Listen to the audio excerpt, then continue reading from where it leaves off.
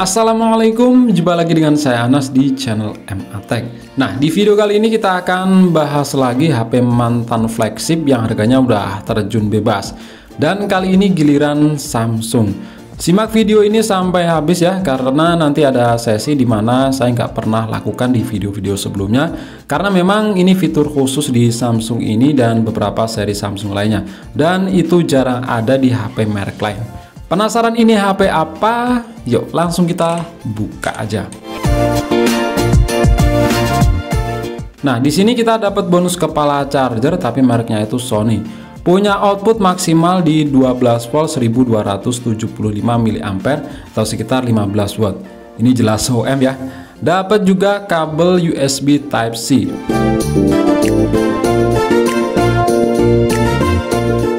Oke, ini adalah Samsung Galaxy S8 mantan flagship Samsung tahun 2017 yang waktu itu harga baru di Indonesia sekitar 10 jutaan dan sekarang ini saya beli dengan harga 1,8 jutaan, tapi ini versi X Jepang Docomo.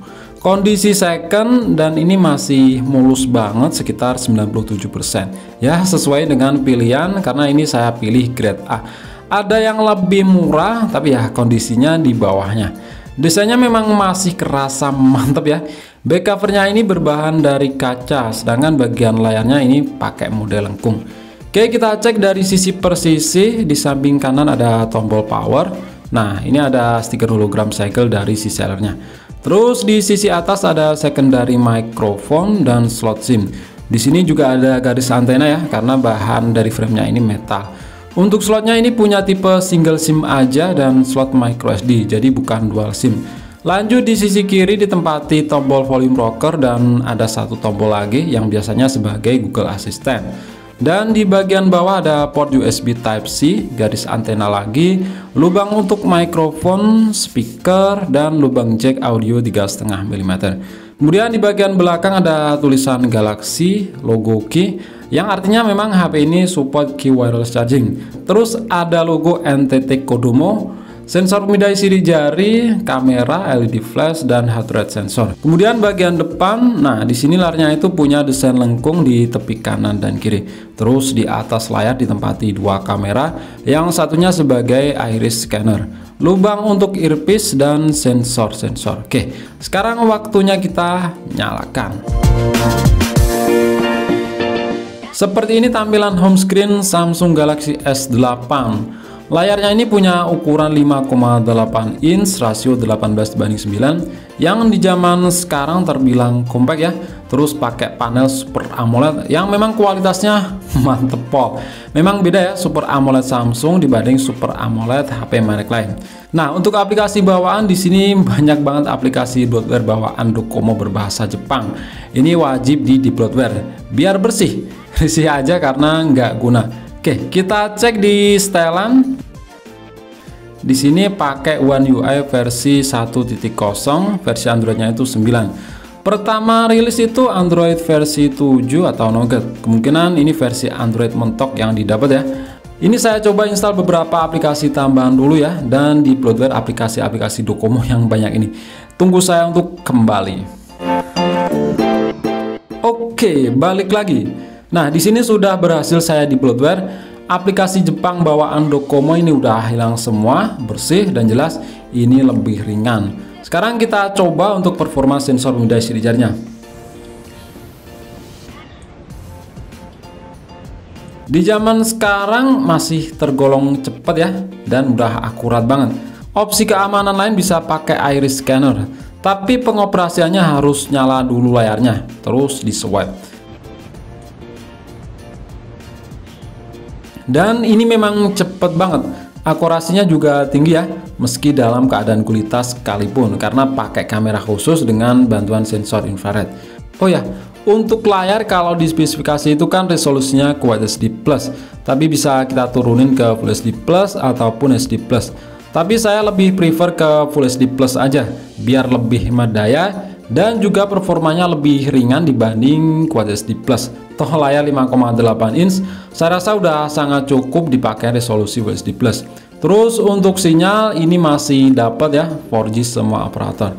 Lanjut kita lihat di aplikasi yang sudah saya install. Pertama AIDA 64, sistem, Di sini pakai RAM 4 GB, terus untuk internal storage dari 64 GB yang bisa kita pakai sekitar 53 GB-an.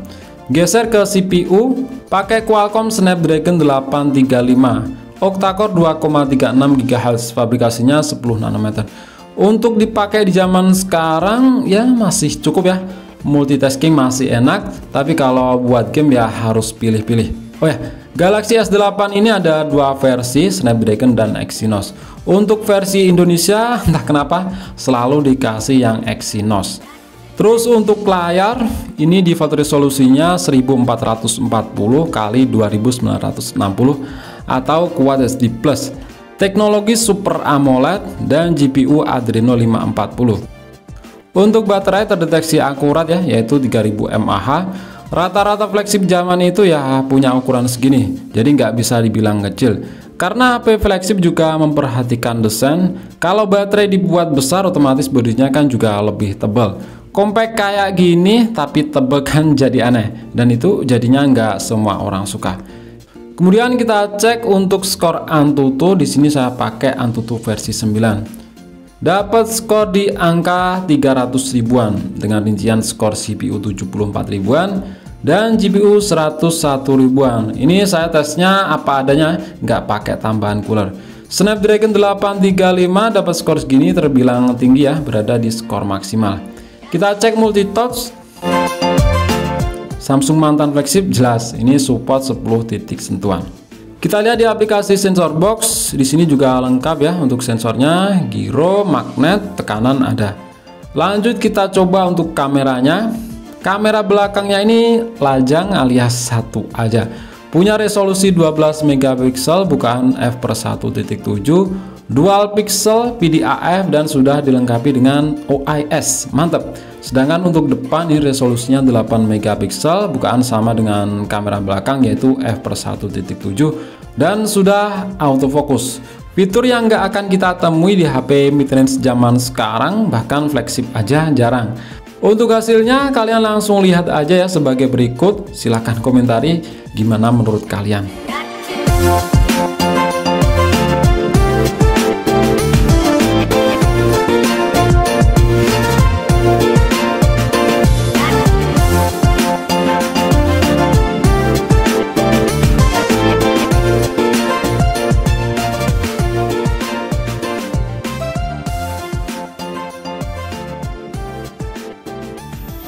Oke, ini hasil perekaman video dari kamera belakang Samsung Galaxy S8.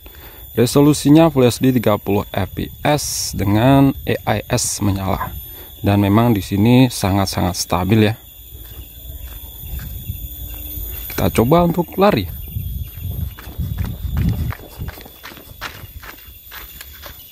Full HD 60 fps, sama juga AIS bisa dipakai.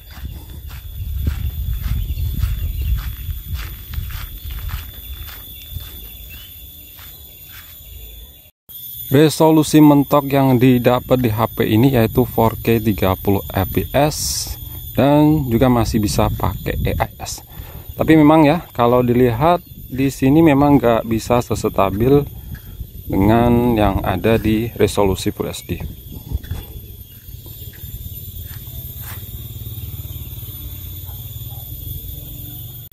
Nah, ini hasil dari video kamera depannya ya.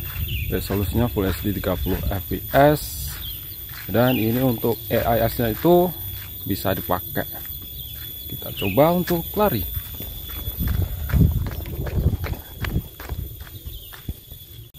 Dan ini resolusi mentok yang didapat yaitu QHD atau 2K.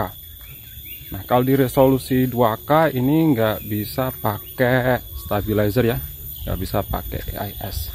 Kita sempat juga main game di HP ini. Pertama Mobile Legend, settingan yang didapat mentok di high aja, nggak dapet ultra. Jadi kita main di settingan high dengan mengaktifkan mode high frame rate.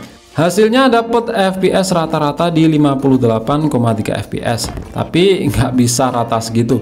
Sering naik turun, tapi turunnya masih di atas 52 fps. Dan itu masih dalam kategori nyaman ya dimainkan. Main selama 25 menit ya gitu-gitu aja, nggak makin lama makin parah. Untuk PUBG settingan yang didapat atau smooth extreme. Kita setting di smooth extreme aja. Dapat rata-rata di 52 fps. Kalian bisa lihat sendiri grafiknya. Nggak stabil, seringnya ada di bawah 52 fps. Dan kalau lagi rame naik turun di 40 sampai 45 fps. Solusi fps biar stabil wajib pakai cooler, dijamin akan lebih nyaman. Lanjut kita coba fitur keren dari HP ini yang jarang dipunyai HP lain, yaitu support display out atau lebih kita kenal dengan MHL. Sebenarnya fitur ini udah lama ya di HP jadul, tapi itu masih MHL versi lama, yaitu versi 2. Karena portnya masih USB tipe 2.0. Sedangkan di HP ini udah USB tipe 3.1 yang artinya sudah MHL versi 3. Jelas banyak peningkatan fitur seperti transfer data lebih cepat, support resolusi layar dan refresh rate yang lebih tinggi. Dan juga support saluran data 2 arah, bisa ditambah keyboard, mouse, flash disk, dan lain-lain. Kalau di MHL versi 2 itu belum bisa. Nah, alat yang dibutuhkan cukup kabel MHL Type-C to HDMI, tapi harus diingat karena Samsung S8 ini udah USB tipe 3.1, cari yang tipe 3.0 atau ke atas. Kalau saya lebih pilih tipe USB hub dengan beberapa tambahan port, supaya bisa sambil dicas dan juga bisa ditambah perangkat lain. Oke, sekarang kita colokkan ke monitor TV melalui port HDMI. Dan seperti ini. Langsung terkonek tanpa otak-atik ini tuh. Layar yang ada di HP tampil juga di TV tanpa delay. Keuntungannya jelas, menikmati konten lebih lega di layar yang lebih besar. Seperti nonton video di YouTube, dan juga mantap banget buat streamer gaming karena juga bisa dicolokkan ke laptop.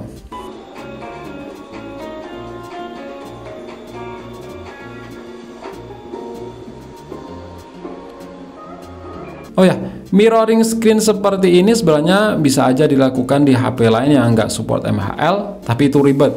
Harus beli konverter khusus, download aplikasi pihak ketiga, otak-atik ini itu, dan itu ribet. Belum juga nggak bisa semaksimal dibanding yang memang sudah support MHL. Dan juga nggak semua HP bisa jalan.